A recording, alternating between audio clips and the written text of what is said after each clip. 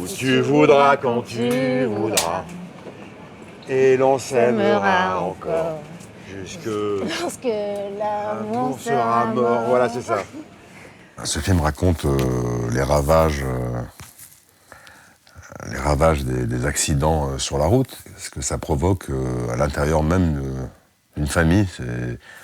C'est l'histoire de cette femme qui fait ses courses au supermarché avec sa famille, avec ses 2 enfants, et ce mari qui l'accompagne, pour finalement se rendre compte qu'il n'est plus là. Il n'est plus là, elle se gare elle prend la place passager à la fin de la scène sur le parking, et un de ses enfants lui dit « Maman, tu t'es encore trompé de place », et là, il y a l'absence, il y a le vide, qui est évidemment étourdissant pour elle.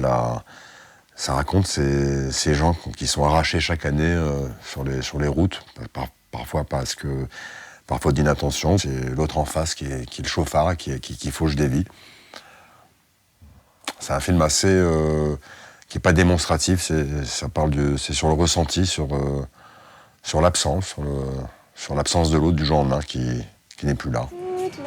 Toute la vie sera pareille. Je joue un fantôme, je joue un personnage qui fait semblant d'être là, on a sa musique, quelqu'un qui en fait beaucoup, donc Éric Zonka m'a demandé parfois de surjouer un peu, mais pour justement contraster encore plus fortement avec le silence et l'absence qui va suivre. C'est ce père de famille qui raconte à sa femme qu'il est sorti de réunion dans une réunion de travail où il a été assez brillant, il était content de la retrouver, de lui faire une surprise, et puis il y a un type en voiture qui a déboulé en face, et voilà. La lumière noire, il n'y a plus personne. Et donc il y a celle qui joue mon épouse, Élodie Boucher, qui a encore le sentiment ou l'impression de voir son mari l'accompagner pendant tout le trajet de ses courses, et pour se rendre compte au dernier moment, seule face à ses 2 enfants qui sont d'ailleurs assez turbulents, parce que le père n'est plus là non plus, qu'elle est seule face à ce volant, à côté de ce volant vide.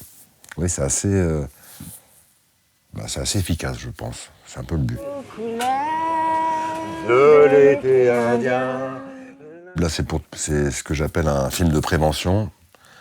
On a tous été autour de nous, évidemment frappés directement ou indirectement par un accident de la route. Donc c'est une cause c'est quelque chose qu'il ne faut pas prendre à la légère, et malheureusement, il faut que chaque année, il faut faire des piqûres de rappel, parce que aujourd'hui, on a l'impression qu'on est immortel, qu'on sera toujours là, qu'il faut vraiment faire prendre conscience aux gens que ça peut arriver demain matin, que ça peut arriver à chacun. C'est pas juste les autres. Et c'était quelque chose qui me plaisait. Puis après, il y a la collaboration aussi avec Éric Zonka, que je ne connaissais pas, mais j'avais très envie de le rencontrer. Et je n'ai pas été déçu, parce que c'est quelqu'un qui est très généreux, très humain, très inventif, qui entraîne son équipe. C'était assez surprenant avec Élodie Boucher, on ne savait pas vraiment parfois sur ce qu'il fallait réellement jouer, mais ça fait partie de l'expérience. Et puis en découvrant son film, j'étais assez ému. Je trouvais ça vraiment bien pensé, assez efficace. Ouais. On ira. C'est vrai qu'Éric, c'était assez émouvant de le voir retrouver son interprète de La Vie rêvée des anges, avec Élodie. Il ne s'était pas retrouvé depuis longtemps sur un plateau de cinéma. Bah, c'était assez... ça s'est fait presque spontanément. Et comme c'est quelqu'un, Éric, de très humain, de très généreux, il m'a fait ma petite place comme ça, assez naturellement.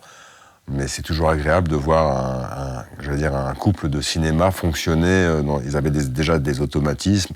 Ils n'ont pas besoin de s'expliquer les choses. On dit que c'est une grande famille, le cinéma. C'est à la fois vrai et faux.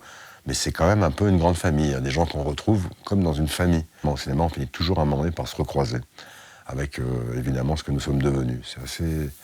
J'aime bien ce sentiment-là. Et puis, c'est Éric Zonka. Moi, je suis très respectueux et très curieux de son travail.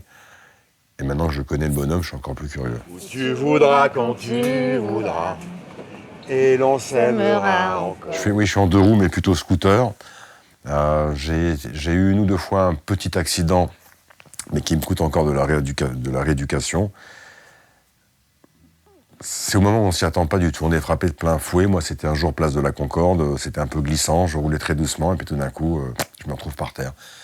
Encore une fois, en étant même prudent, en étant très préventif, on ne peut pas parfois éviter, donc il faut être dans d'une extrême vigilance, faut jamais penser que c'est acquis, que moi j'ai l'impression de faire le même trajet depuis toujours en scooter, je roule très doucement, et je me suis retrouvé quand même par terre en plein milieu de la place de la Concorde, ça aurait pu être plus grave. Donc j'essaye de dire que ce soit à mes enfants ou aux plus jeunes, vraiment, on ne veut pas faire les vieux cons toujours en leur donnant ce genre de conseils, mais quand on est en deux roues, s'il y a une erreur, même si c'est pas notre fait, on est les premiers à être par terre. Ça ne pardonne pas, donc il faut être très vigilant sur sa conduite, mais sur la conduite de l'autre. Il faut être toujours en anticipation. Lorsque l'amour sera mort, voilà, c'est ça. Ce qui est très difficile dans les films préventifs, notamment sur la sécurité routière, c'est de trouver la bonne mesure entre ce qu'on peut ressentir à la vision d'un film, sans être nécessairement choqué. Je ne sais pas si c'est très efficace aussi, le choc émotionnel.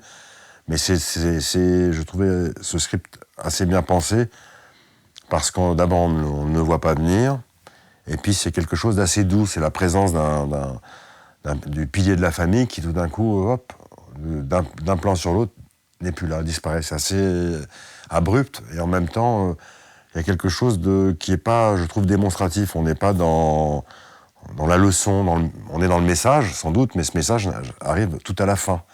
On est dans le ressenti. Je trouve que c'est toujours mieux, quand on fait des films, d'essayer d'atteindre cette fibre-là de l'émotion et du ressenti, plutôt que d'essayer à tout prix de faire rentrer un message au risque d'être très vite démonstratif, et je ne suis pas sûr que ce soit très, très payant. Là, je trouve que quand on visionne ce film, on réfléchit un peu quand même. On est quand même assez... on se dit, c'est vrai que c'est aussi simple que ça. On ne voit pas de tôle froissée, on n'entend pas il n'y a pas d'image choc.